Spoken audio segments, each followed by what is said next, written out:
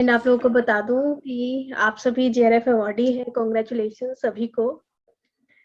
Thank you so much ma'am. Thank you so much congratulations ma'am. Ma'am आपको भी हमारे JRF का सपना पूरा करने के लिए। आप नहीं होती तो जेआरएफ का अवार्ड लेटर हाथ में नहीं होता। बहुत लर्नर्स का सपना सबकी आपने पूरा मेहनत किया है। है। हाँ, मेरी कॉन्ग्रेचुलेशंस। मेहनत है, सबकी मेहनत है साथ साथ। बिल्कुल, बहुत प्राउड फील होता है। Good evening ma'am. Good evening. Good evening ma'am. Good evening जी। लेनोवो, आपका नाम क्या है? अनीता ग्रोवर। अनीता ग्रोवर, ठीक है। और जिनकी डॉटर की वीडियो आई है आपके पास। चलिए फिर अभी स्टार्ट करते हैं friends. Hello everyone, welcome to Nav classes podcast. So आप सभी का स्वागत है हमारे 2022 जेआरएफ होल्डर्स के साथ। So welcome Gaurav, Nisha, Kuldeep, Anita, Uzma and Shalini ji. And हमारे बीच बहुत अच्छे मार्क्स लेकर आगे आए हैं सभी के सभी। एंड पेपर 1 में maximum marks and all India में maximum marks we can say Kuldeep के आए हैं 90 marks in paper 1, which is biggest achievement. He correctly answered 45 questions out of 50 questions. So congratulations आप सभी को एंड आपको भी। Thank you ma'am. जी, थैंक यू जी। सो फ्रेंड्स, हम एक एक करके फटाफट से डिस्कस करते हैं। गौरव जी, सो आप शॉर्ट में जरूर से बताइएगा कि आपकी जेआरएफ की जर्नी आपकी कैसी रही।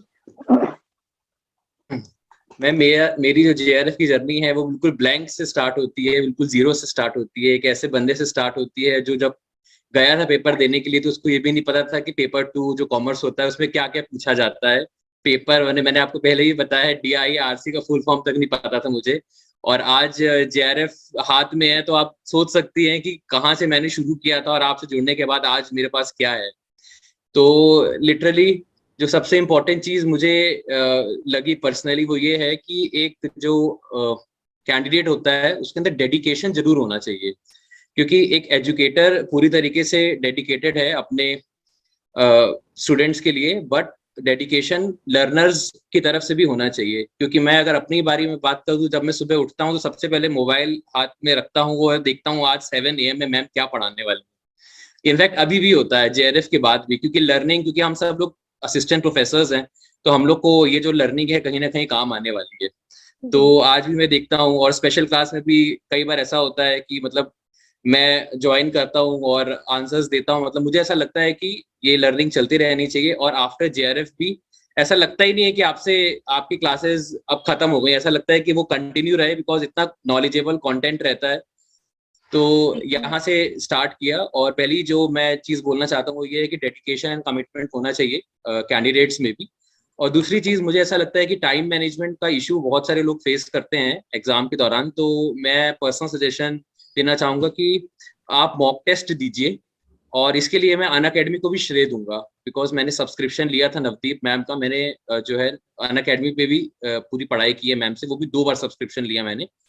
और जो full length mock test Unacademy design करता है तो उससे काफी कुछ टाइम मैनेजमेंट होता है। आपको पता चलता है आपकी सिटिंग कितनी है, आप 1 आवर में कितने क्वेश्चंस कर पा रहे हो, क्या आपके लूप होल्स रहे हैं, आप DI नहीं कर पाए, RC नहीं कर पाए, तो नेक्स्ट में डेफिनेटली आप जो है उसको कर पाते हो। तो टाइम मैनेजमेंट का जो बहुत से कैंडिडेट्स इशू फेस करते हैं, इसका सबसे अच्छा रीजन ये है, और मैंने भी ये इम्प्लीमेंट किया, कि आप जो मॉक टेस्ट हैं 50 क्वेश्चंस का जो मॉक टेस्ट अनअकैडमी निकालता है, स्कॉलरशिप वगैरह का भी निकालता रहता है, पेपर 2 का भी निकालता है, तो वो आप दीजिए, जिससे आपको पता चले कि आपकी सिटिंग कैसी है और आप किस तरीके से टाइम मैनेज कर पा रहे हो। जी। इसके बाद मैम मुझे ऐसा पर्सनली लगता है कि आपको जो एक्सपेक्टेड है, क्योंकि PYQ मैम अब मेरा पर्सनल सजेशन है कि PYQs अब ऐसे रिपीट नहीं हो रहे हैं। अब 2020 और 2021 में कॉन्सेप्चुअल क्वेश्चंस आ रहे हैं, राइट। तो एक्सपेक्टेड क्वेश्चंस जो आपके रहते हैं बुक में, उससे काफी हद तक एक ब्रेनस्टॉर्मिंग हो जाती है ना। कॉन्सेप्ट कहीं कोई लैग कर रहा होता है ना, तो रिवाइज भी हो जाता है एक तरीके से, क्योंकि PYQ लगा के कई बार तो ऐसा होता है 10 PM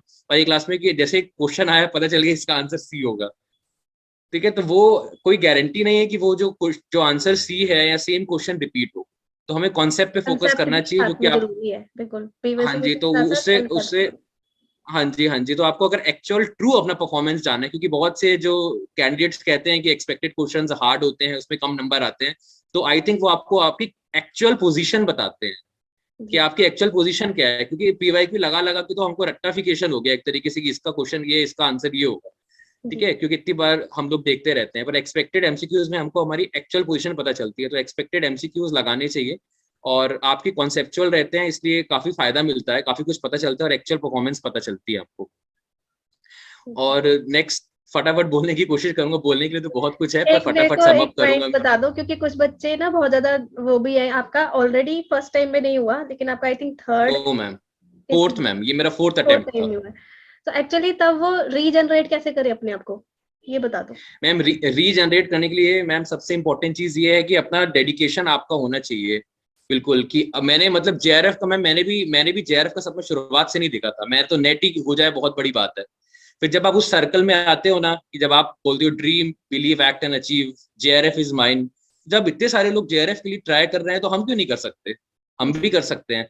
तो मैम मैं तो कुछ डेसिमल से रह जाता था और मैं मोटिवेट रहता था कि नहीं बस जेआरएफ। एक मैम वो रहता है कि मेरे एक्चुअली में क्या था मैम कि मेरे कॉलेज में भी सबको पता चल गया था कि जेआरएफ की तैयारी कर रहा है, मेरे इन लॉज में भी पता चल गया था कि जेआरएफ की तैयारी कर रहा है। इतना मेरे पे प्रेशर था कि मेरे को जेआरएफ करना ही था। आप पीएचडी के क्लासेस ले रहे हो, क्या ऑलरेडी पीएचडी क्लासेस इतने लोगों का हो गया क्या, मैं का अभी नहीं हुआ, आयो इतने लोगों का मैंने अपने लिए तो किया ही है, पर लोगों को दिखाने के लिए भी किया है। नहीं, कुछ लोग इससे पहले कहते थे कि अरे इस बार भी जेआरएफ नहीं हुआ, अरे कुछ डेसिमल से रह गया। अब मैं अगली बार तेरे को बताऊंगा, जेआरएफ इज माइन, जेआरएफ मैं लेके रहूंगा। ये जो आया ना जज्बा, इससे जेआरएफ कुछ हद तक तो इससे जेआरएफ हो गया मेरा, कि दिखाना है सबको कि जेआरएफ इज माइन। सिर्फ बोल नहीं रहा, सिर्फ इसे किताबों में घुसा नहीं, जेआरएफ भी लाके दिखाऊंगा। जब मेरा जेआरएफ का रिजल्ट है, आवाज लगा के अरे सबको बता रहा हूँ। फोन किया ना, काश मैं रिकॉर्ड करती। पहली बार मैं देख रही हूँ एक बॉय फूट के रो रहा है, मेरे आंसू निकल रहे हैं। मैं मैडम को मैं बता भी नहीं पा रहा।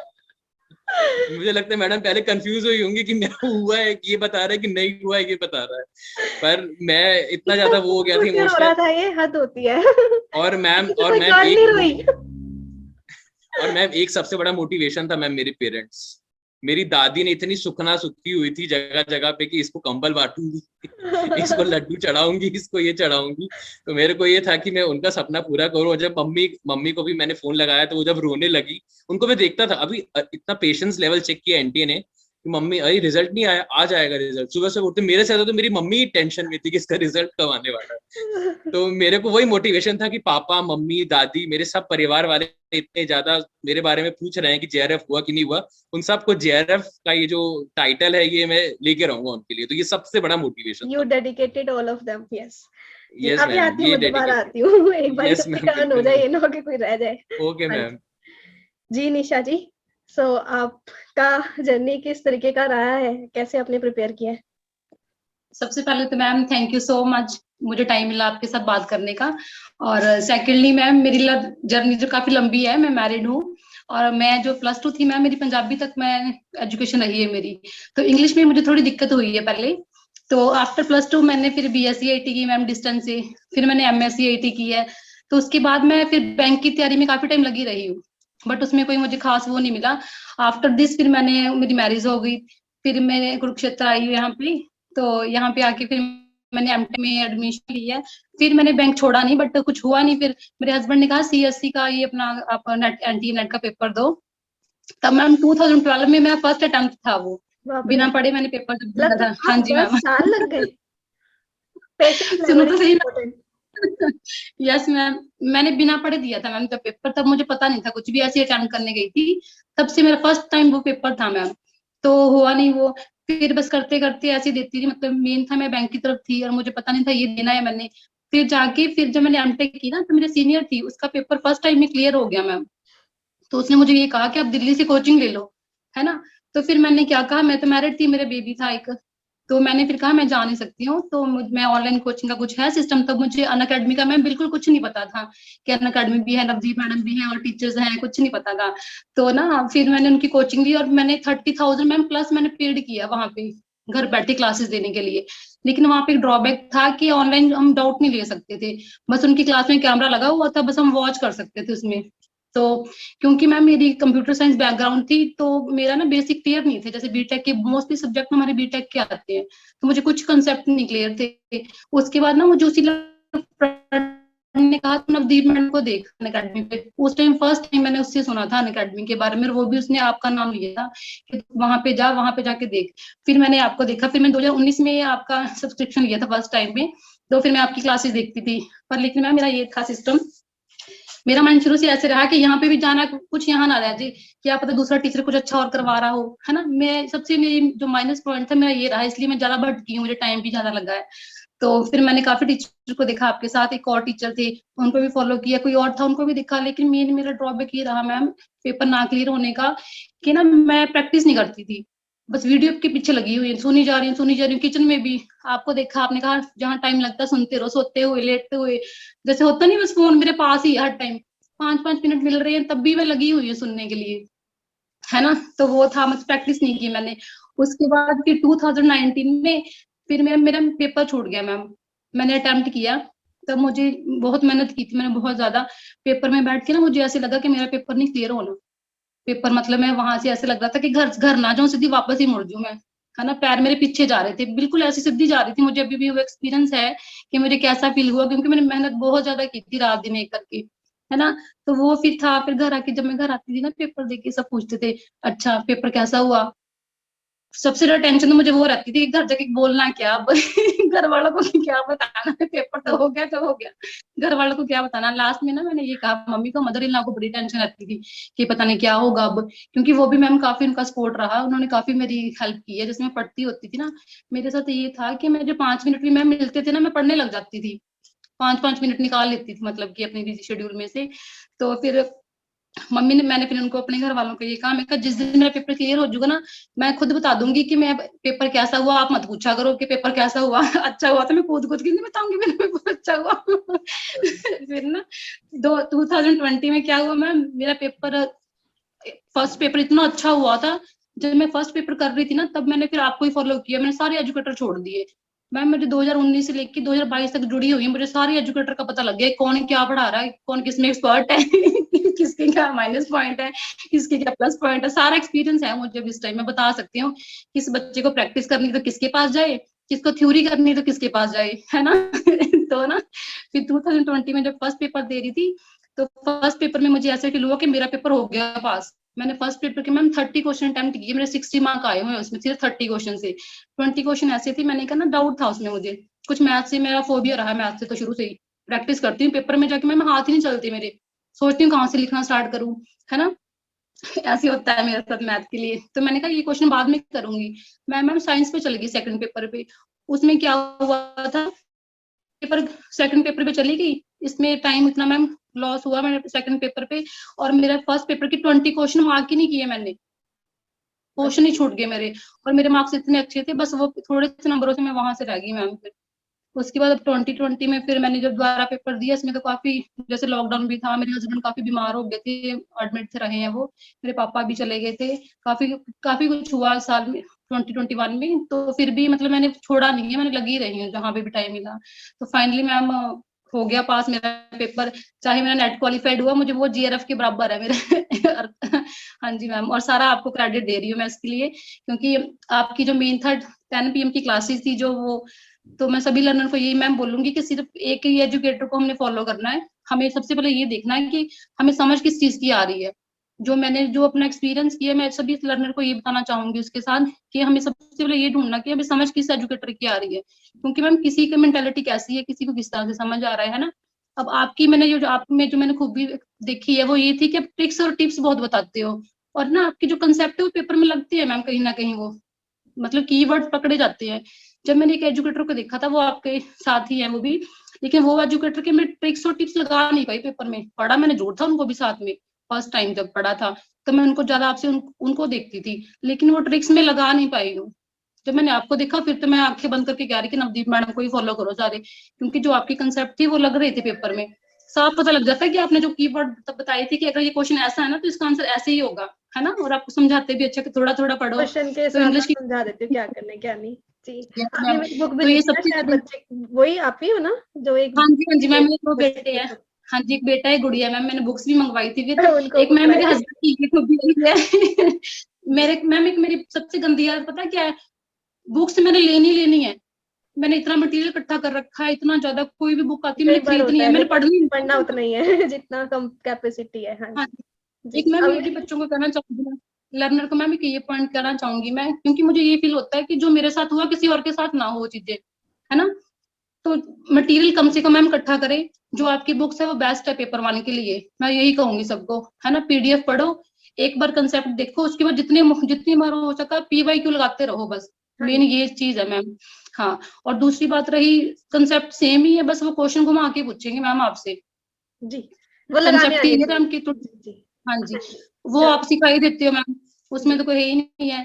तो जो सेकंड पेपर की मैम एक और बात कहनी है बच्चों को, लर्नर्स को, कि जो सेकंड पेपर का है उसमें मैम वो अगर तो पहले कंसेप्ट देखें, है ना, सभी एजुकेटर को तो ना ही देखें, सिर्फ एक एजुकेटर देखें और उसी को फॉलो करें अच्छी तरह से थॉरोली, और प्रैक्टिस जितनी हो सके मैक्सिमम प्रैक्टिस करें, वही पार लगाएगी मैम आपको, मतलब लर्नर्स को, है ना। आपका प्लस टू कौन और सा जो है वो भाई, चाहते हैं, कॉमर्स ही है? कंप्यूटर साइंस मैम मेरा, कंप्यूटर साइंस है। हमारे तो मैम टॉपिक ही बहुत होते हैं, सब्जेक्ट बहुत ज्यादा है हमारे। अभी आपने बताया ही था जी। ओके जी, thank yes you so ma'am. Much. Kuldeep ji हैं आप यहाँ मैम पे? अभी आते हैं वापस। जी। Yes so ma'am. हाँ जी। जी, तो आपके ये 90 मार्क्स लाने की स्ट्रेटेजी बता दो जल्दी। क्वेश्चन कैसे अटेम्प्ट? जी मैम, फर्स्ट ऑफ ऑल सबको मैं यहाँ पे अभिनंदन देना चाहता हूँ। और मुझे कहने में काफी अफसोस हो रहा है कि यहाँ जो साथ में जो एकम्प्लिश लोग बैठे हैं उनके हिसाब से मेरा स्ट्रगल काफी छोटा सा है और मेरी स्टोरी भी काफी छोटी सी रहेगी, क्योंकि पहले मैं भी काफी कॉम्पिटिटिव एग्जाम्स के पीछे लगा था मेरे एमएससी के टाइम के दौरान। और मेरा एमएससी एक्चुअली कंप्लीट हुआ जून 2021 में। और उसके बाद मुझे लगा कि यार ये कॉम्पिटिटिव एग्जाम्स में तो फ्यूचर बड़ा अनसर्टन है, थोड़ा अपनी फील्ड से रिलेटेड कुछ करते हैं। और फिर around last week of June 2021 मैंने सीरियसली नेट का प्रिपरेशन करना शुरू किया। पर तब मेरे मन में था कि यार नेक्स्ट एग्जाम तो अभी जून 22 में होगी, तो उसका प्रिपरेशन मस्त अच्छे से करेंगे, बढ़िया रेफरेंस बुक्स वगैरह सब पढ़ लेंगे। पर फिर नेट ने बम गिराया एकदम से, 5 अगस्त या 6 के अराउंड उन्होंने री रजिस्ट्रेशन शुरू किया।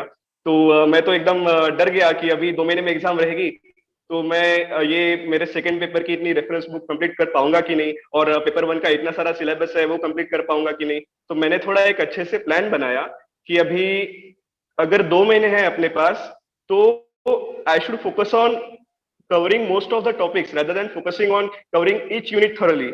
So तब मैंने डिसाइड किया कि मैं रेफरेंस बुक्स को डिच कर देता हूँ, जो पेपर 2 की बुक्स है वो मैं डिच कर दूं, और एक जो प्रिसाइज सोर्स होता है जैसे ईपीजी पाठशाला, हाँ तो सिलेबस से मैंने जो रिलेवेंट टॉपिक्स है वो सब किए और उसको बार बार बार बार पढ़ते रहा।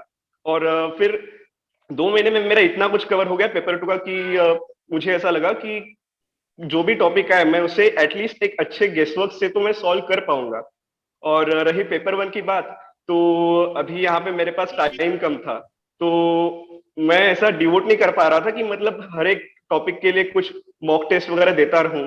तो पहले तो जो टॉपिक हुआ उसका आपका एक महा एपिसोड देख लेता था, फिर जब भी मुझे फ्री टाइम मिले आपके मैं महा एपिसोड देखते रहा करता था। और जो आपकी लाइन है कि जेआरएफ इज माइन, वो दिमाग में ऐसे बैठ गया कि वो एक ट्रिगर बन गया। और जब वो मैं लाइन सुनता था तब जो टॉपिक्स आप एक्सप्लेन कर रहे थे वो दिमाग में ऑटोमेटिकली सेट हो जाता था। तो मैं मेरा 4 बजे बैठ जाता था पढ़ने और 3-4 घंटा लगातार पढ़ता था और आधे घंटे का ब्रेक लेता हूँ। तो समझो आधे घंटे के ब्रेक में मैं आपके वीडियोस 2x में फॉरवर्ड करके देखता रहा करता था और इवेंचुअली वो कवर होते गया।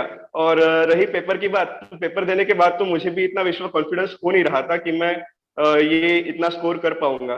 तो जब आंसर की आया तब मैंने उसको 5-6 बार चेक करा और एक दो बार तो मेरे भाई से चेक कि एक्चुअली मेरे को इतना स्कोर आया है कि नहीं। और मैं बस लर्नर्स से ये चाहता हूँ कि वो पेपर सॉल्व करते वक्त गेस वर्क पे जरा ज्यादा ध्यान दे और सिली मिस्टेक्स अवॉइड करे, क्योंकि मुझे 90 स्कोर आया है पर एक्चुअली 2-3 क्वेश्चन मेरे ऐसे हैं कि जो बहुत सिली मिस्टेक्स है। जैसे मैंने, आप बिलीव नहीं करोगे कि स्वयं का फुल फॉर्म का जो क्वेश्चन था ना वो मैंने गलत किया है। तो मैं एक्चुअली 2-3 एग्जाम्स दे चुका हूँ ऐसे, एसएससी की हो या यूपीएससी सीडीएस की जो एग्जाम्स हो, उसमें ये सवाल बार बार आया है और वो मैंने तब राइट टिक किया था वहां पे, बट यहाँ मेरा वो सवाल गलत आया। तो मैं बस इतना चाहता हूँ कि थोड़ा अवेयर रहे, थोड़ा लिमिटेड रिसोर्सेस से पढ़े और जो मैम की वीडियोस है वो देखा करे, तो आपको यहाँ वहां भागने की कोई जरूरत नहीं है। और एक बात है कि जब मुझे ये स्कोर आया तब काफी मुझे मैसेजेस आए, काफी मुझे लोग पूछते हैं कि इतना स्कोर क्यों लाए हो। तो मैं बोलता हूँ कि आप बस पेपर 1 पे फोकस कीजिए। पेपर 1 बहुत स्कोरिंग है, तो लोग बोलते हैं कि यार मेरा तो स्कोर 32 आउट ऑफ 50 आता है, 35 आउट ऑफ 50 आता है। तो मैं बोलता हूँ यार वो इनफ नहीं है। आप अगर 5-6 क्वेश्चन एक्स्ट्रा कर सकते हो तो आप क्यों नहीं करते हो। आप 35 करते हो तो आप 40 के लिए एम करो ना। 35 से आजकल कुछ नहीं होता। अगर पेपर 2 में आपका थोड़ा यहाँ वहां गलत हो गया तो उतना ही आपका मार्क्स पेपर 1 में कवर हो जाता है। तो मेरा बस यही मानना है कि लिमिटेड मटेरियल्स और just study, revise and repeat, nothing else. जी, आपके टोटल में 240 मार्क्स है टोटल? Yes ma'am. 240 मार्क्स है। Yes ma'am. जी, नाइस। सो बेसिकली यही है कि आप अच्छे से कंसंट्रेट कीजिए, अवेयर रहिए, उधर ये टेंशन में ना आइए एग्जाम में, और अपने पर भरोसा रखिए। You can definitely do. So very nice strategy. Yes ma'am. हाँ जी। सो अभी हम बात करते हैं, हाँ जी, अनीता जी। हेलो मैम, कैसे हैं आप? जी मैं ठीक हूँ। Thank you so much ma'am, इतनी सुपर गाइडेंस देने के लिए ना। जो मेरी ये जर्नी थी ना, तो मतलब ये यहाँ से स्टार्ट हुई थी कि नेटवर्क मेरे बस की बात नहीं है, and now today JRF is mine. जी। तो मतलब एक्चुअली क्या था कि मेरा जो लास्ट अटेम्प्ट था 2010 में था, जब मैं एमटेक कर रही थी। तो उसके बाद मतलब मैंने सीधा 2020 में अटेम्प्ट दिया। अच्छा, मतलब इतना बड़ा गैप? यस मैम, 10 इयर्स का गैप था। तो मतलब जब मैंने 2020 में स्टार्ट किया तो मेरे लिए यही था कि 0 से स्टार्ट करना है, क्योंकि वो सब कुछ मुझे भूल चुका था। फैमिली में बच्चों के साथ सब कुछ भूल चुका था। जब 0 से स्टार्ट किया मैम, 2020 का जो एग्जाम हुआ वो मेरा बहुत पास जाके रह गया था। मतलब कि 3 क्वेश्चन से रह गया था जनरल कैटेगरी में। तब मतलब कहीं ना कहीं एक दुख तो था कि हाँ पेपर पास नहीं हुआ, लेकिन कहीं ना कहीं अंदर से एक ये फीलिंग थी कि मैंने 0 से स्टार्ट किया था और आज मैं वहां पहुंच गई हूँ जहाँ पे बच्चों का नेट क्वालिफाई होता है। मतलब मेरे से कम मार्क्स वालों का अदर कैटेगरी में क्वालिफाई था, लेकिन जनरल में नहीं था। तो नेक्स्ट टाइम ये था कि हाँ करना है, करना है। नेक्स्ट टाइम भी मतलब सिचुएशंस ऐसी थी कि मैं अप्रैल तक स्टार्ट ही नहीं कर पाई अपनी प्रिपरेशन। इवन की बुक मंगवा ली आपकी, न्यू ईयर के दिन मैंने आपकी बुक ऑर्डर की। मुझे यूं था कि मुझे खुद को ही गिफ्ट देना है, तो न्यू ईयर के दिन मैंने आपकी बुक ऑर्डर की। तो वो मतलब मेरे पास 1 वीक में मेरे पास आ गई थी। उसके बाद से लेके अप्रैल तक मैं अपनी स्टार्ट ही नहीं कर पाई थी। बीच में बहुत सारी प्रॉब्लम्स थी, मतलब फैमिली इशू भी थे, घर भी चेंज करना था, बच्चों से रिलेटेड कुछ इशू थे। तो उसके बाद क्या हुआ कि अप्रैल में जब नोटिफिकेशन आता है कि मई में एग्जाम है, तब मुझे ये था कि मेरे पास 1 महीना है। तब मैंने थोड़ा थोड़ा स्टार्ट किया, जैसे जैसे मुझे टाइम मिला, जितना भी टाइम मिला मैं करती थी, ठीक है। लेकिन फिर जैसे जैसे एग्जाम लेट होता गया मुझे टाइम मिलता गया। मुझे ये होता कि अच्छा है मुझे टाइम मिल रहा है, अच्छा है मुझे टाइम मिल रहा है। एंड फाइनली जब अक्टूबर में ये आया, अब मुझे था कि अब हो जाए, अब मेरा हो जाएगा, क्योंकि अब मैं इनफ कर चुकी हूँ इतना। और मैंने क्या किया, सेकंड टाइम में जब मैंने प्रिपेयर करना स्टार्ट किया, तो जो टॉपिक मेरे फर्स्ट अटेम्प्ट में वीक रहे थे जी, तो मैंने उन टॉपिक के नोट्स बनाए। लाइक आपकी रिसर्च की क्लासेस थी ना, आई थिंक 6 to 7 क्लासेस थी, तो उन पूरी क्लासेस के नोट्स मैंने 8 to 9 पेजेस में कवर किए। Okay, nice. क्योंकि मेरे पास मैम इतना टाइम नहीं होता था कि मैं क्लासेस दोबारा देखूं, क्योंकि मैंने वो 6 to 7 क्लासेस भी नियर अबाउट 20 डेज में कंप्लीट की थी स्मॉल स्मॉल शिफ्ट में करके। तो लेकिन ये था कि मुझे जब दोबारा रिवाइज करने तो मुझे 1 आवर से ज्यादा नहीं लगा कभी भी, ठीक है। लेकिन उसके साथ मैंने अपने नोट्स के साथ क्या सीखा कि मुझे मैम से क्वेश्चन अटेम्प्ट करना सीखना है, कि किस तरह से आप बता रहे हो elimination method, odd one out method, कि किस तरह से अगर कोई वर्ड आपको नहीं समझ में आ रहा तो उसको हमने ब्रेकआउट करना है, उसको तोड़ना है, समझना है, किस तरह से कीवर्ड से हमने आंसर पिक करना है। ये सारे टेक्निक्स मैंने मैम आपकी क्लासेस में सीखी हैं। और आपकी क्लासेस जो 10 o'clock वाली होती थी, मैं मोस्टली मेरी किचन में लगती थी। मतलब मैंने ना अपने सिंक के ऊपर एक स्टैंड लगा रखा था, मेरा फोन वहां पे होता था और मैं बर्तन साफ कर साथ में क्लास ले रही हूँ। कभी भी लेटर बोर्ड में तो नहीं आई हूँ मैम। टेस्ट सीरीज वगैरह दी थी आपने? मैम टेस्ट सीरीज नहीं देखी, लेकिन मैंने आपके जो PYQ सेशन थे वो बहुत बार किए थे मैंने मैम। वो इवन की जो प्रीवियस ईयर वाले आपकी प्रीवाइकेशन थे ना, वो भी मैंने अपने शेड्यूलर में डाल के, जैसे अनअकैडमी में हमारे पास ऑप्शन आता था कि अगर कोई पुराना कोर्स है रिकॉर्डेड है तो उसको आप शेड्यूल कर सकते हो, तो उसको मैं अपने शेड्यूलर में डाल के वो भी मैंने कंप्लीट किया। मैंने बार बार आपके प्रीवाईक्यू किए हैं, जी भले आप वो इस टाइम करवा रहे थे। मतलब जो भी टॉपिक मुझे जैसे मुश्किल लगता था ना, जैसे रिसर्च मुझे बहुत मुश्किल लगती थी कि मुझे रिसर्च का आर भी नहीं पता है, तो मैंने उसके नोट्स बनाए, लेकिन उसको फिर इसी तरीके से कवर किया कि बाद में मुझे दोबारा टाइम ना लगे। जी बस फिर उसके बाद क्या था कि क्वेश्चन अटेम्प्ट करना सीखना है मुझे, हाँ जी ठीक है। तो आपका वो पेपर टेक्निक टू आपने। कौन सा था? पेपर 2 कंप्यूटर साइंस था, और कंप्यूटर। कंप्यूटर साइंस का सिलेबस इतना वाइड है ना, तो मतलब वो भी यूं लगता था मतलब कि कैसे पूरा होगा, कैसे पूरा होगा। फिर मतलब आपकी वीडियोस देख के आप कहते थे ना कि रोते नहीं रहना है, रोते रहोगे तो क्या करोगे, इससे अच्छा है कि वो उतने टाइम में आप लोग काम कर लो। जी तो क्या किया मैंने कि जो मेरा जो सिलेबस था वो मैंने एक पेज पे लिखा और अपनी वॉल पे लगा लिया, ठीक है। तो उसके बाद जो जो चीज होती जाती थी ना, मैं उसको टिक करती जाती थी कि हाँ हाँ हो गया मेरा, हाँ हो गया मेरा। और मतलब मैं प्लानिंग करती थी कि मुझे 1 वीक में इतना करना है, 1 मंथ में इतना करना है, और मतलब कि कल के दिन मुझे ये करना है, नेक्स्ट डे मुझे जो करना होता था ना, तो मैं उसकी प्लानिंग पहले करके रखती थी। जी और मतलब टारगेट कभी मैं बनाना मॉर्निंग में चाहिए। टाइम दे पाती थी, कभी नाइट में टाइम दे पाती थी। जिस दिन नाइट में टाइम नहीं दे पा रही हूँ, मुझे नेक्स्ट मॉर्निंग में करना है, तो मॉर्निंग का मैं पहले रात को शेड्यूल करके रखती थी कि जी मतलब मुझे मॉर्निंग में क्या करना है, ताकि जी सुबह उठ के मेरा टाइम वेस्ट ना हो। मेरे बच्चों के उठने से पहले जितना मैक्सिमम टाइम मैं दे सकती हूँ दे लूं, अच्छा क्योंकि डे टाइम में मेरे पास टाइम नहीं होता था। जी। तो आप एक दिन में कितना देर देते थे इसमें स्टडी में टाइम आवर्स? मैम कोई भी फिक्स टाइम नहीं था मेरा, मतलब मतलब जब जब मिल भी जाए मुझे तब टाइम कर मिल लो। रहा है, जब भी 10 मिनट मिल रहे हैं, 15 मिनट मिल रहे हैं, अगर 10 मिनट में मेरे 2 क्वेश्चन भी हो रहे हैं ना, तो मतलब मैं बिल्कुल उससे सेटिस्फाई होती थी कि मतलब हो सकता है यही मेरे एग्जाम में आ जाएगा, हाँ। मुझे इसी से नंबर मिल मतलब जाएंगे। आपने वही चीज देखी कि इधर ये नहीं सोचना कि ये नहीं होगा नहीं होगा, मतलब उससे चेक कर लो, ये सही ना है आपका। सोचने एग्जैक्टली में टाइम कभी भी वेस्ट 2 होता है। आवर्स 2 आवर्स कंटिन्यूसली कभी भी मुझे नहीं मिले हैं। हाँ इसीलिए मतलब मैं दोपहर की क्लास और आती थी ना, जितना मिले मैं उतना फोकस्ड शिफ्ट है। में मुझे नहीं पड़ती थी। जी बिल्कुल, कि जितना मैं कर रही हूँ ना उसको इतने बेस्ट टाइम में करूँ कि अगर वो मेरे एग्जाम में आता है तो मैं उसको रॉन्ग करूँ। जी ओके जी तो सेम टेक्निक मैंने पेपर 2 में भी लगाई। जी ठीक है, थैंक यू जी। अभी हम बात थोड़ा उस्मा जी से कर लें और शालिनी से। जी जी हाँ जी उस्मा। मैम सबसे पहले थैंक यू सो मच, बहुत ज्यादा, क्योंकि मुझे लगता है कि मेरी जर्नी में सबसे बड़ा हाथ तो आपका ही था। मतलब वो सामने से आके नहीं था, बट था जहाँ से भी। और यहाँ पे बहुत से लोग बैठे हैं जिनकी काफी लंबी जर्नी थी, बट मेरी इतना लंबा नहीं एक्सपीरियंस है, क्योंकि मैं लखनऊ शिफ्ट हुई थी 2020 में। 2019 लास्ट में शिफ्ट हुई, तो मेरे दिमाग में जेआरएफ का कोई कॉन्सेप्ट ये सब नहीं था, क्योंकि मेरा पीजी हुआ था, मैं बीएड की तरफ भागी थी कि हाँ वहां से जॉब मिल जाती है, उधर कर लो और जल्दी ये सब हो जाएगा। और फिर बीच में ऐसे ही बस यूट्यूब देख रही थी कि हाँ जेआरएफ भी कुछ होता है, ये होता है वो होता है, और सर्च किया तो कहीं ना कहीं सभी की वीडियोस देखती थी। फिर आपको देखा तो वहां से मतलब हाँ ये सबसे पहले यही line, dream believe act and achieve, और जेआरएफ इज माइंड, ये तो मतलब मैम ये लाइन ना मेरे दिल दिमाग सब कहीं हमेशा बसी रही। JRF is mind, JRF is mind, इसके अलावा कुछ था ही नहीं। और सबसे पहले आपका वो ब्लू वाली बुक आई थी, और वो आपने बोला था जो फर्स्ट 50 बच्चे ऑर्डर करेंगे उसका आपकी विशेष होंगी, आपकी हैंड राइटिंग की विशेष। और मैं प्रे करी काश मुझे वो वाली एक बुक मिल जाए जिसमें मैम के विषय हो, जिसमें मैम के विषय हो। और मतलब मेरा मतलब इतना चाहिए कि आई और आपकी विषय मुझे मिल गई। और फिर मैंने मतलब 1 मंथ का आपका सब्सक्रिप्शन लिया था मैंने मैम।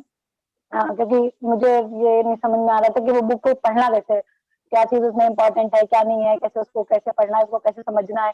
तो मैंने आपका 1 मंथ का सब्सक्रिप्शन लिया, फिर लाइब्रेरी ज्वाइन करी, क्योंकि यहाँ पे नेट का इश्यूज बहुत होते हैं, तो वहाँ पे अच्छा मिल रहा था। और उसके साथ साथ जैसे जैसे आप पढ़ाते जाते थे, मैंने नोट्स भी पूरे भर भर के बनाए थे बैक टाइम पे, क्योंकि जब मैं उस 1 मंथ आपके अनअकैडमी से पढ़ती थी। और 1 महीने का सब्सक्रिप्शन खत्म हो गया। उस 1 महीने में एक दिन मैथ की क्लास थी आपकी, और मेरा मतलब मैं उर्दू बैकग्राउंड से, उर्दू मेरी उर्दू बहुत वो आई मीन मैथ बहुत ज्यादा खराब है, इवन कुछ भी नहीं समझ में आता था दैट टाइम। और मैं उसमें एन अकेडमी पे क्लास चली थी, और मैं रोते हुए इमोजी भेज रही थी क्योंकि मुझे समझ नहीं आ रही थी आपकी क्लास, और आपने मुझे डांट लगा दी। और इतनी अच्छी वो डांट थी मैम सीरियसली मतलब मुझे नहीं लगता कि टीचर आपके लिए क्या है, बच्चों की तरह रोए जा रही हो, रोते हुए मौजूद जैसे जा रही हो, रोना नहीं है, रोने में टाइम वेस्ट नहीं करना है, आज नहीं आ रहा है कल आ जाएगा, कोशिश नहीं करोगी तो कैसे आ जाएगा, और चुपचाप पढ़ाई करो। लाइक इस टाइम पे डांटा मुझे है, मैम ने काफी डांट दिया। और लेकिन वो चीज मुझे मैंने मतलब मेरी बुक में वो जिनके डेट और वो सब लिखा हुआ है, क्या मैम ने मुझे ऐसे डांटा था एकदम बच्चों की तरह। सबसे पहले मतलब ये था कि अब एग्जाम में जाना है तो डीआई तो करके ही आनी है, मैम की डांट का रिप्लाई तो मतलब मुझे अपनी अचीवमेंट से देना ही देना है।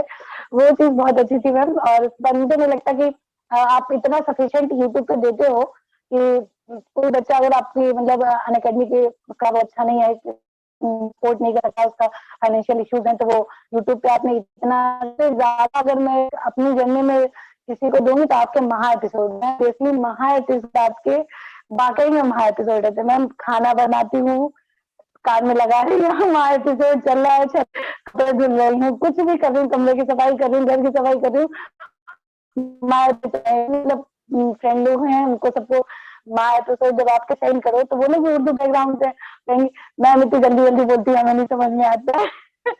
तो लेकिन बहुत ज्यादा मैम सीरियसली माँ एपिसोड आपके, अगर कोई भी इतने 1 घंटे के माँ एपिसोड में आप इतना बड़ा उस पूरी यूनिट को ऐसे कवर करती हैं कि बहुत अच्छा होता है मैम। और बाकी नए स्टूडेंट्स के जो भी नए लर्नर आएंगे पढ़ने के लिए उनके लिए यही कहूंगी कि जेआरएफ में सबसे मोस्ट इम्पोर्टेंट है कंसिस्टेंसी होनी चाहिए।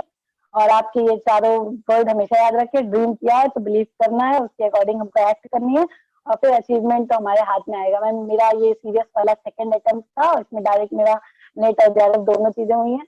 और इससे पहले मैंने दिया था बट मेरा कुछ नहीं हुआ था, तो मुझे लगा कि हाँ मेरी कमियां थी, मेरी गलतियां थी, वो आपने इस सही वजह कर से नहीं हुआ। लेकिन ये इस टाइम पे मैंने बहुत ज्यादा हाँ कंसिस्टेंसी के साथ, और आपकी वेबसाइट पे जो होते हैं टीचिंग एप्टीट्यूड के, रिसर्च एप्टीट्यूड के जो मॉक टेस्ट होते हैं वो मुझे मतलब मेरा पर्सनल व्यू है, वो मुझे अनअकैडमी से ज्यादा उधर अच्छा लगता था कि टीचिंग वाले आपने बहुत सारे लगा रखे हैं, 10-10 15-15 रिसर्च वाले अगर किसी के। और ये है मैम कि अगर आप पहले प्रीवियस क्वेश्चन देखेंगे और उसके बाद कॉन्सेप्ट पे आएंगे तो दोनों चीजें मैच करती हैं कि अच्छा ये क्वेश्चन आया था, ये कॉन्सेप्ट अक्सर पूछा जाता है तो हमको इसको अच्छे से पढ़ना चाहिए।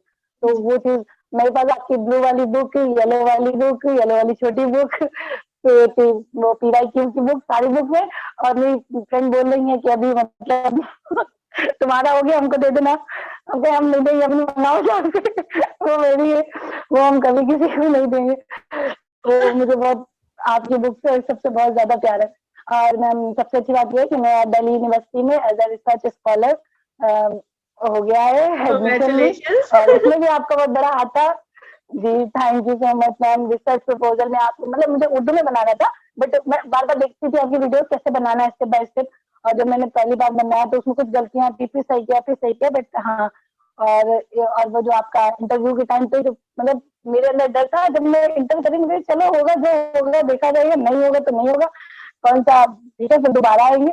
और एकदम इतना हिम्मत करी कॉन्फिडेंस तभी थी हुआ है, मतलब नहीं मैम तो आप डर इतना। के बैठे रहते तो नहीं होता। दिल्ली यूनिवर्सिटी में तो बहुत बड़ी बात है। हाँ जी मैम सीरियसली क्योंकि मैम एक्चुअली मेरे फादर की डेथ हुई काफी साल हो गए मतलब, तो हम लोग मेरी जितनी स्टडीज थी ग्रेजुएशन पीटी सब मेरा प्राइवेट था, तो हम कभी किसी के टच में नहीं आए थे मतलब टीचर के टच में। तो हमको ये नहीं पता रहता था कि मतलब क्या, बस अपने आप पढ़ा एग्जाम दिए और बहुत अच्छे मतलब ये नहीं था कि एवरेज स्टूडेंट थे, नॉर्मल फर्स्ट डिवीजन से ऊपर ही आता था, 70% 80% मार्क देते थे खुद से पढ़ के।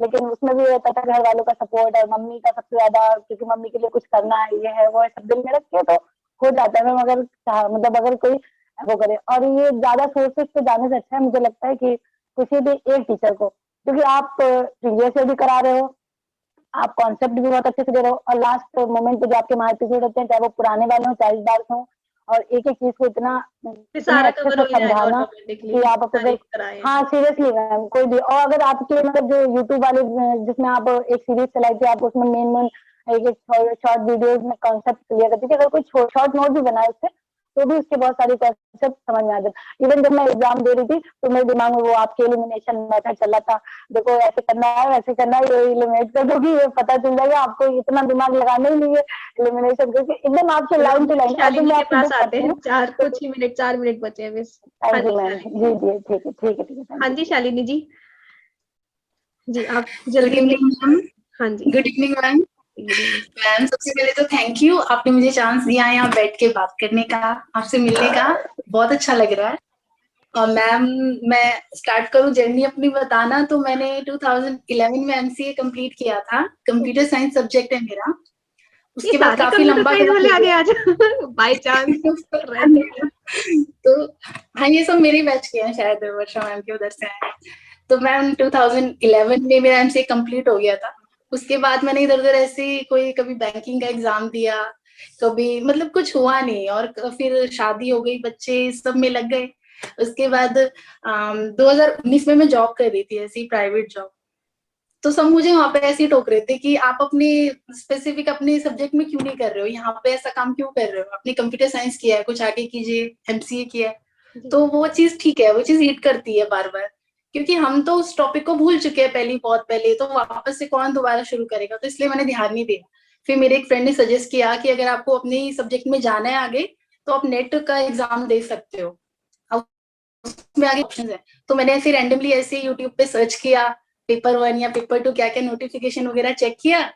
उससे पहले मुझे थोड़ा सा इनकरेज फील हुआ, तो सबसे पहले मैंने अपनी जॉब क्विट कर दी। मैंने कहा ठीक है, अब नेट ही करना है। फिर 2020 में मैंने स्टार्ट किया। लेकिन मैम सबसे पहले क्या होता है, ह्यूमन साइकोलॉजी होती है कि इधर से भी कलेक्ट कर लो, इधर से भी कर लो, सेल्फ स्टडी कर लो, बहुत कुछ सोचा, लेकिन सही स्ट्रेटेजी नहीं मिल रही थी, प्लानिंग नहीं मिल रही, कहाँ से शुरू करूं, क्या करूं। एक तो 10 साल का गैप हो गया है, कुछ भी नहीं समझ में आ रहा है। तो मैंने सोचा ठीक है, फिर ऐसे ही चलता रहा, कुछ नहीं हुआ। फिर मैंने अगस्त में 2020 में अकेडमी ज्वाइन किया, सब्सक्रिप्शन लिया। उसके बाद मैम कुछ हुआ नहीं, क्योंकि 3 महीने बाद ही एग्जाम था, स्टार्टिंग था, तो मेरा 5 क्वेश्चन से रह गया था फर्स्ट टाइम में।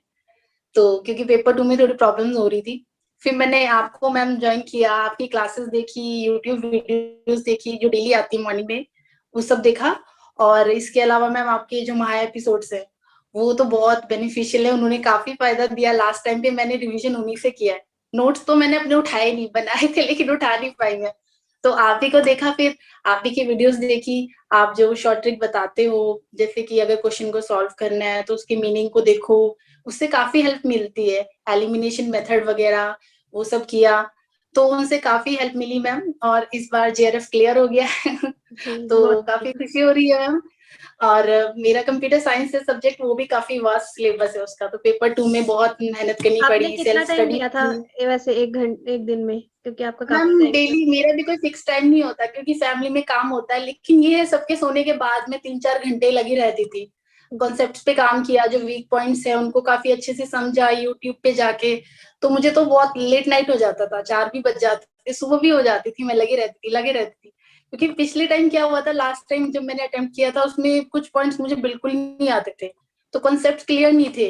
और नेट एक ऐसा एग्जाम है, इसमें आपको अपने कॉन्सेप्ट क्लियर करने पड़ेंगे अच्छे से, पेपर 2 में स्पेशली। तो मैंने उसमें मैम बहुत काम किया, जो सब सो जाते थे नाइट उसी पे काम करती थी। और 2-3 घंटे में मैं 2-3 कॉन्सेप्ट अच्छे से, मैंने अनअकैडमी में मॉक लगाए हैं। और आपकी क्लासेस तो हमेशा, हालांकि लाइव रिकॉर्डिंग नहीं देखी, पर रिकॉर्डिंग देख लेती थी मैं बाद में, उनको हाई स्पीड पे चला के जल्दी जल्दी सारी कंप्लीट की मैंने। और इसके अलावा रात के 10 बजे वाली क्लास देखती थी, उससे PYQ क्लियर हुए सारे, रट गए थे वो तो एक तरह से और इसके अलावा मैम आपकी सुबह मॉर्निंग में क्लास आती है, वो भी देखी। Yes ma'am. मैम मुझे एक और बात करनी थी, बातें तो बहुत थी लेकिन ड्यू टू टाइम सारी कर नहीं पाई। और तो मैम एक्चुअली ना मैंने अभी PhD कर रही हूँ, 1 ईयर हो गया। तो मैंने 2 एंट्रेंस दिए थे, एक तो पटियाला यूनिवर्सिटी का दिया था मैम, एक कुरुक्षेत्र यूनिवर्सिटी का दिया था। तो उसमें भी काफी हेल्प हुई थी मुझे आपके नोट से, तो मैंने आपको मैसेज भी किया था कि मैम मुझे रिसर्च के टॉपिक्स बता दो। तो पटियाला यूनिवर्सिटी में मैम मैक्सिमम रिसर्च के क्वेश्चन आए थे 50, तो उसमें से मेरे 45 मार्क्स आए थे। तो वो मैंने आपकी बुक में से सारे किए थे, जो आपने पढ़ाया था ना रिसर्च के टॉपिक, तो सारे क्वेश्चन वहीं से मतलब कि उठ के आए हुए थे, रिसर्च के जो मेन कंसेप्ट थे। तो वो काफी हेल्प हुई थी, मेरी सिलेक्शन हो गई थी उसपे। और पेपर 2021 में दिया था, तो वो भी मेरा क्लियर हो गया था मैम। उसमें भी वो लेकिन काफी टफ था, कुरुक्षेत्र यूनिवर्सिटी का जो पेपर था। तो उसमें भी रिसर्च के टॉपिक आपके कराए हुए में से कवर हो गए थे मैम। तो वो 2 पेपर क्लियर हुए। उसके बाद मैम मेरा एस्टेट PGT का भी 2-3 साल से लगी हुई थी वैसे प्रिपरेशन करने कंप्यूटर साइंस की। हमारे टॉपिक ही मैम इतने हैं बस क्या बताऊं, ऊपर से मेरी BTech नहीं है, BSc MSc, तो थ्योरी ज्यादा पढ़ी हुई है मैंने। तो कुछ टेक्निकल सब्जेक्ट ऐसे हैं जो मैंने पढ़े नहीं है, इसलिए थोड़ा सा उसमें भी कमी थी मेरी, तो वो भी मैम क्लियर हो गया। तो उसमें भी टीचिंग जो आपने करवाई है ना, टीचिंग, उसमें टीचिंग के कंसेप्ट आते हैं स्टेट में भी, जैसे कोई भी सेट का पेपर है स्टेट का, तो उसमें टीचिंग और रीजनिंग आती है, तो वो काफी कंसेप्ट क्लियर हो गए थे मेरे, तो वो भी चलो बाय गॉड वो भी आपकी कृपा से मैम वो भी क्लियर हो गया। पीजीटी भी निकल गया, नेट भी निकल गया। अभी आप कहाँ से कर हाँ रहे जी हो ma'am, PhD? Ma'am Kurukshetra university से कर रही हूँ। अच्छा, वहाँ एनरोल हो गया है, चलो ठीक है जी। हाँ जी वेरी मैम, गुड। तो वो चल रही है। और अच्छा, हाँ जी मैम, तो बस मैम एक बात मैंने बोल रही हूँ सभी लर्नर को कि मेन ज्यादा मटेरियल के पीछे नहीं हमने भागना। अगर पेपर 1 की बुक लेनी है तो बस आपकी ले लें, वो नवदीप मैम की जो भी है बुक है ना फर्स्ट पेपर की। और सेकंड जो कंप्यूटर साइंस का सब्जेक्ट है, हमारे बहुत सारे सब्जेक्ट है मैम, 30+ सब्जेक्ट है, उसके अंदर भी हमारे सब टॉपिक्स हैं काफी, और काफी प्रैक्टिस किए हैं उसमें। हमें ये करना है सभी लर्नर को कंप्यूटर साइंस बेसिकली कि हमें मैक्सिमम प्रैक्टिस करनी है, प्रैक्टिस प्रैक्टिस प्रैक्टिस बस, और कुछ नहीं।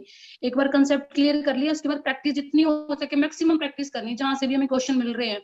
मेरे साथ मैम ये था प्रॉब्लम कि सुनी जा रही थी, प्रैक्टिस नहीं कर रही थी। पेपर में मैंने क्वेश्चन देख लिया है, मुझे समझ में आ रहा है कि क्वेश्चन मैंने देखा हुआ, पर मेरे हाथ नहीं चल रही क्योंकि मैंने प्रैक्टिस नहीं की थी, है ना मैम, एक ये पॉइंट था। और thank you very much ma'am Unacademy का भी स्पेशली आपका, आपने मोटिवेट भी काफी किया है। काफी नेगेटिविटी भी आई थी मेरे में, क्योंकि काफी लंबी जर्नी रही है मेरी। क्रैक हुए तो सारे एकदम ही क्रैक हो गए मैम पेपर, तो काफी नेगेटिविटी भी थी, काफी ऐसी सिचुएशन भी थी कि मन करता था छोड़ दूं, पर लेकिन मेरी एक खूबी है कि मैं छोड़ नहीं सकती। मैंने अपने हस्बैंड से कहा मैं जहाँ से भाग जाऊंगी लेकिन बुक्स ले जाऊंगी साथ में अपने, और कुछ नहीं लेके जाना मैंने। तो भाग रहे कि सारे एनकरेजिंग ही थे आपके घर में। मैम मैंने ना दीवार पे लिखा हुआ था JRF इज माइनर। मेरे बच्चे पता क्या बोलते हैं मुझे, मम्मा ये मिल गया आपको? मैं कहा हाँ मुझे मिल गया, अब JRF हो गया मेरा। मेरे चलो बहुत और मेरी बढ़िया। मदर इन ये बोलते हैं, मेरी मदर इन बोलती है बच्चे तो लिखते हैं दीवारों पे, इनकी माँ भी लिखती है दीवारों के ऊपर, देखो। और सही ऊपर है। से मैं ना नोट्स मैंने बना के पता नहीं दीवारों पे क्या क्या चिपका रखा था, मुझे ही पता है मेरा हाल है। और डायरियों पे पता नहीं क्या क्या लिखती रहती थी, बस ये करना है करना है करना है। और सबसे दूसरी बात एक और मैम जो जरूरी है लर्नर्स के लिए स्पेशली, कि सभी एजुकेटर ये बोलते हैं कि नोट्स बनाओ। मेरी हैबिट ये थी कि मैं हैबिट नहीं थी नोट्स बनाना, लेकिन क्योंकि सभी बोलते हैं नोट्स बनाओ, इसलिए मैंने काफी नोट्स बनाए। मैंने 32+ रजिस्टर लगाए हुए, 30-45 का, और मेरे इतने ढेर लगा हुआ बुक्स का, इतना मटेरियल इकट्ठा कर रखा, लेकिन मैंने खोला नहीं है वो, कुछ भी रिवाइज नहीं किया, मतलब कि मैंने। तो यही कहूंगी लर्नर को जिनकी हैबिट है नोट्स बनाने की, वो नोट्स बनाए और उनको रिवाइज करें। अदरवाइज कोई जरूरी नहीं है कि हमने नोट्स बनाने हैं, जो एजुकेटर हैं सारे बने बनाए नोट्स वो दे रहे हैं, हमें बस कंसेप्ट क्लियर करने हैं अपने। जी और जो प्रैक्टिकल सब्जेक्ट है उसमें मैक्सिमम प्रैक्टिकल क्वेश्चन करके आंसर सॉल्व करने हैं मैम। जी। बस thank you so much ma'am, और सभी जो लर्नर है उनके लिए best of luck, best wishes. और हमें छोड़ना नहीं है, हमें लगे रहना है। बस कई मुझे ऐसे भी एस्पिरेंट्स मिले जिन्होंने छोड़ दिया और वो अब खुश हो रहे हैं कि मैडम आप लगे हुए थे अभी तक। मैंने कहा हाँ मेरी यही खूबी थी कि मैं लगी हुई थी, मैं छोड़ नहीं सकती बिल्कुल भी, मरते दम तक नहीं छोड़ सकती कुछ भी मैं। बेसिकली स्टडी बुक्स तो मैं अभी नहीं छोड़ सकती हूँ मैं। पढ़ जाओ बस, फिर अब इसके बाद मैंने सोच रखा है कि मैंने पोस्ट डॉक्टरेट भी करनी है, मैंने सोच रखा है, बस पढ़ते जाना है मैंने। यस मैम, ये बस एक होनी चाहिए। सपोर्ट मिलता है तो यस आगे मैम, जाते and thank you so much ma'am. एक चीज बस और बोलनी है, हैं। मैंने थैंक यू सो मच, मेरी एक ही ख्वाहिश थी कि आपसे बात करनी है, वो भी फाइनली हो गई। हाँ जी। तो 2022 का मिल रही है मैम, चलो आपसे भी फिर, बात होगी, पॉडकास्ट में भी आ गई हूँ, पेपर भी क्लियर कर लिए मैम, बस अब सारा कुछ अच्छा अच्छा होगा आगे ma'am. Thank you very much ma'am. बिल्कुल मैं आपके साथ हूँ जी। ठीक है, सो एनीवन एल्स अगर आप कुछ शॉर्ट सा बोलना चाहे, क्योंकि मेरी 10 मैम मुझे बोलना है शॉर्ट, मैम मुझे बोलना है मैं थोड़ा।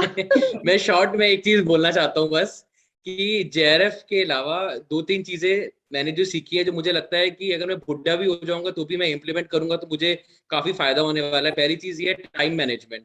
मैम इतनी जगह एक्टिव रहती है, अनअकैडमी, निया imagination, Manjeet Kaur daily vlog, नव क्लासेस, कई बार ऐसा होता है कि इतना सारा पाइलअप काम मेरे ऊपर आ जाता है कभी, मुझे लगता है मैम कर सकती है तो मैं भी कर सकता हूँ, इतनी मोटिवेशन मिलती है। बस आपको याद कर लेते हैं कि नवदीप मैम कर सकती हैं तो हम क्यों नहीं। तो ये मुझे लगता है कि ये एक चीज JRF के बाद भी मैं आपकी आगे जाकर के लेके जाने वाला हूँ। दूसरी चीज ये है मैम, आप फैमिली के साथ बहुत अच्छे अच्छे व्लॉग्स बनाती हैं, तो कई बार फैमिली में लड़ाई भी हो जाती है तो बहुत जल्दी सब मान जाते हैं, मतलब मैं तो बहुत जल्दी मान जाता हूँ, क्योंकि आपकी फैमिली को देख करके लगता है कि हर एक मोमेंट को बहुत अच्छे से एंजॉय करना चाहिए, जी है ना। और ये मोटिवेशन देता है कि हैप्पी मोमेंट्स ज्यादा बनाओ, और उसी को लिव करो तो अच्छा रहेगा। और तीसरी देखो चीज मैं ये आप है मैम, लोगों के साथ भी लॉयलिटी। हूँ, आप मानोगे नहीं, जैसे 7 PM क्लास खत्म होती है मेरी मम्मी का वहीं पे फोन बजता है, चल लो क्योंकि मम्मी के साथ जाना होता है मुझे कहीं।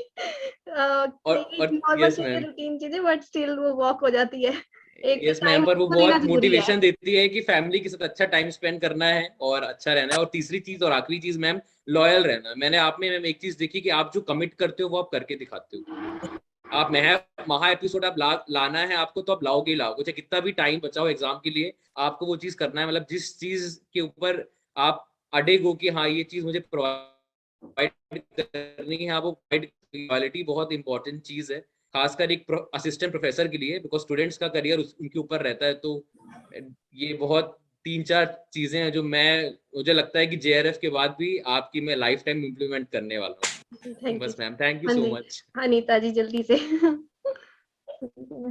एक्चुअली मैम सही बोला बिल्कुल गौरव जी ने कि मतलब हमने ये चीज सीखी है जेआरएफ क्लियर करने के साथ साथ ना कि लाइफ में मोटिवेट कैसे रहना है। तो मतलब क्या आता है, मेरे बच्चे को कुछ नहीं आता तो मैं उसे बोलती कि कोशिश करो आप आ जाएगी। तो मुझे यूँ लगता था कि जैसे उनको सिखाने के साथ साथ मैं खुद के माइंड को भी ट्रेन कर रही हूँ कि हमें कोशिश करनी है। और आप बोलते थे ना इस तरह से कि हमें जेआरएफ लेके आना है, हमें जेआरएफ लेके आना है, इस बार हम जेआरएफ लेकर रहेंगे। तो मैं हमेशा जब भी अकेले में होती थी ना तो मैं खुद को ये चीज बोलती रहती थी कि मुझे करना है, मुझे जेआरएफ लेके आना है इस बार। हालांकि मतलब प्रेफरेंस मेरी नेट की थी, लेकिन ये था कि इस बार नेट के लोअर बाउंड्री में नहीं रहना, अपर बाउंड्री पे जाना है। और मेरा ये जेआरएफ का मतलब according to age last attempt था मैम। जी इसके बाद तो मैं जेआरएफ के लिए एलिजिबल भी नहीं होती। लेकिन बस इतना है कि अगर आपने सोच लिया है कि किसी रास्ते पे आपको चलना है तो आप बेशक क्रोल करते करते चलते रहो, रुको मत। एक बच्चा भी क्रोल करते करते ना रनिंग करना सीख जाता है। हाँ तो हमारे पास भी हम जितने मैक्सिमम एफर्ट पुट कर सकते हैं ना उतने हमें पुट करने चाहिए। जी जी, थैंक यू जी। हाँ जी, मैम शालिनी जी कहते और हैं उस्मा जी कुछ कहना चाहोगी फटाफट? जी मैम, बस मैम लर्नर्स के लिए यही कहेंगे कि मतलब 90% लोग जो सोचते हैं कि हमारा सेकंड पेपर पे ज्यादा फोकस करें, इस चक्कर में बहुत से बच्चों का डेसिमल से आगे रुक जाता है, क्योंकि उनको लगता है कि फर्स्ट पेपर में अगर तुक्के भी मार देंगे तो भी हो जाएगा, 10-20 सही हो जाएंगे। लेकिन बहुत बड़ा रोल होता है फर्स्ट पेपर का आपके पूरे जेआरएफ की जर्नी में, क्योंकि सेकंड पेपर ये होता है कि हम लोग काफी टाइम से पढ़ते हुए आ रहे होते हैं तो हमारे थोड़े कॉन्सेप्ट क्लियर होते हैं। लेकिन मुझे लगता है कि हाँ, जो भी नए लर्नर आने वाले हैं, हमारा जो भी देखेंगे, तो उनके लिए सबसे बड़ी चीज ये है कि आप अपने पेपर फर्स्ट को नहीं छोड़ना है। आपको हमेशा थोड़ा थोड़ा चलो, कछुआ की चाल चलो, पर चलना है। ये नहीं है कि उसको कतई ठा के रख दिया, आप सेकंड पेपर पे बिल्कुल आ गए। और मैम की मोटिवेशन वीडियोस हमेशा मुझे बहुत इंस्पायर करी, क्योंकि रिजल्ट रोज ये हो रहा था, आज आ रहा है, 3 दिन बाद आ रहा है, उसके ऊपर ये टिका होता है हर चीज की नहीं हो पाया तब क्या होगा, ये होगा। तो आपके वाले मोटिवेशन वीडियोस हमेशा मैम मुझे बहुत अच्छे लगते थे, जिसमें आप खुद लर्नर भी बनती है, खुद मैम भी बनती है, हम लोग के सवाल जवाब सब बहुत अच्छे से। Thank you so much ma'am, और बहुत अच्छा लगा आपसे बात करके, सीरियसली। बहुत अच्छा लगा, thank you so much ma'am. Welcome. हाँ जी शालिनी जी। मैम मैं तो ये कहूंगी कि जो मेरी जर्नी रही है जेआरएफ की वो रिजल्ट से भी ज्यादा अच्छी रही है। मतलब मैंने एंजॉय किया उस जर्नी को। जैसे लास्ट टाइम नहीं हुआ था तो मैंने गिव अप नहीं किया और अपने आप को मोटिवेट करती रही अंदर से, खुद ही किया कि नहीं होगा होगा। एक चीज जो मैंने नहीं छोड़ी वो था जिद करना। जिद थी मुझे कि मुझे करना है। अब ये पकड़ लिया और इसके लिए बाकी सब चीजें छोड़ दी है तो ये करके दिखाना है। और बाकी लोगों के लिए भी करना है, जिन्हें हमसे होप है उनके लिए करना है, और जिन्हें बिल्कुल नहीं है उन्हें भी दिखाना है। उनको भी दिखा देना है। इसलिए उनको जरूर दिखाना है, उन्हें तो उनको पहले दिखाना दिखाना है, है सही से ताकि देखा है उनको मैम। हो जाए। बहुत से लोगों को लगता है कि हो नहीं तो मैम पाएगा इनसे। साइलेंटली मैं लगी रही। इवन आप मानेंगे नहीं, मैंने 2 साल से मैं घर से बाहर नहीं निकली हूँ, कहीं नहीं गई हूँ। बस एक रूम में ऐसे ही बस नहाए बैठ गई, काम किया फिर बैठ गई। मतलब पूरा 2 साल मैंने टोटली इसी में है। मुझे बहुत के रिजल्ट अच्छा है, पॉजिटिव आया है। अब जो लोगों को मेरे बारे में सोचना था पता नहीं क्या कर रही है, 2 साल से लगी हुई है पता नहीं क्या, नहीं, तो अब रिजल्ट पॉजिटिव सामने है। रिजल्ट आया मैम मुझे। चलो, जी thank you so ma'am, much. Seriously ये तो सबके बहुत बड़ी सामने चीज, रिजल्ट बहुत से लोग बोलने की गलत जरूरत सोचने नहीं। लगते हैं, तो उनको उनके लिए बहुत अच्छा रिजल्ट ये जाता है कि दो से क्या कर रहे थे, लोग देख के अचीवमेंट के साथ जवाब मिल गया उनको। मतलब हमें जबान से जवाब नहीं देना पड़ा, हमारी अचीवमेंट ने खुद ही उनको जवाब दे दिया। मैम मैंने तो एक ऐसा मोटिवेशन बना लिया था कि सक्सेस क्लासेस में मैं अपने क्वालिफिकेशन बताऊंगा ही तब जब मेरा जेआरएफ होगा। और आप देख रहे होगे जब से जेआरएफ हुआ एक कसम खा ली थी, मैं अपनी क्वालिफिकेशन तभी बताऊंगा जब मेरे नाम के साथ JRF लगेगा। और अब आप देख आर्मी रहे का होंगे भी कि ड्रेस सारी क्वालिफिकेशन अचीव जा रहा है। चलो, मैम एक बात कहना यस मैम, चाहूंगी, ये मैम मोटिवेट कोई करता था। मैम कोई मैम एक रिलेटिव लास्ट से बात पूछते थे ना कि क्या कर रहे हो आप, तो मैंने कभी किसी को बताया ही नहीं मैं क्या कर रही हूँ। मैंने कहा कुछ नहीं कर रही, मैं जैसे स्टडी कर रही हूँ। किसी को ना नाम बताया ना कुछ बताया, मुझे पता है रिजल्ट आएगा खुद पता चल जाएगा, कुछ बताने की जरूरत ही नहीं पड़ेगी, वरना सब हाँ जी। पूछ पूछ के मुझे दिमाग खराब करेंगे मेरा। ठीक है जी। इसलिए मैंने बताया ही नहीं था मैम किसी को भी। एक लास्ट बात मैम है, एक जो मैंने चीज देखी ना कि हम नेगेटिविटी से बहुत डरते हैं, कोई हमें टॉन्ट मार देता है ना, इससे तो होता ही नहीं है। वो बहुत चीजें आएंगी हमारी लाइफ में, आती है सभी लर्नर्स की, कि इससे तो होता ही नहीं है। मेरे साथ भी चीजें हुई है, ये मैं छिप छिप के पढ़ने लगी थी कि मुझे शर्म आती थी, मैं पढ़ रही हूँ कि सोच रही इससे होता तो है ही नहीं है, लगी हुई है ना। तो वो चीज को हमने, वो भी जरूरी है लाइफ में मैम, क्योंकि वो चीज होगी तभी हमें मोटिवेशन मिलेगी, नहीं तो हमारी लाइफ सीधी चलती रहेगी, ट्रैक कोई मतलब ऐसी नहीं होगी, कोई हमें टॉन्ट बिल्कुल, मारेगा ना स्टोरी तो मुझे तब बनती है, हमें भी तब लगता है कि हाँ हमने कुछ किया है जब हमने एफर्ट लगाए। मुझे कुछ करना है। यस, तो ये बहुत जरूरी है, जो भी नेगेटिव हमें कुछ बोल रहा है, कुछ सोच रहा है, तो वो उसको पॉजिटिव वे में लेना, तो वही हमें वही चीजें जो हमें आगे बढ़ाने के लिए मोटिवेट करती है, तो उन्हें पॉजिटिव लेना है ma'am. Thank you so much ma'am. Thank you so much friends, ऐसे ही thank you thank you ma'am. So much ma'am, आगे थैंक यू बढ़ते सो रहो मच। लाइफ में, मैं हमेशा आपके साथ हूँ। So dream believe act and achieve. Thanks to Thank you so everyone much, आपका ma'am. इतना साथ देने का, Thank साथ you, होने ma'am. देने का, और बहुत खूब आगे चाहिए अपनी लाइफ में, बहुत तरक्कियां Thank कीजिए। you so much, ma'am. Thank you ma'am, thank you so much.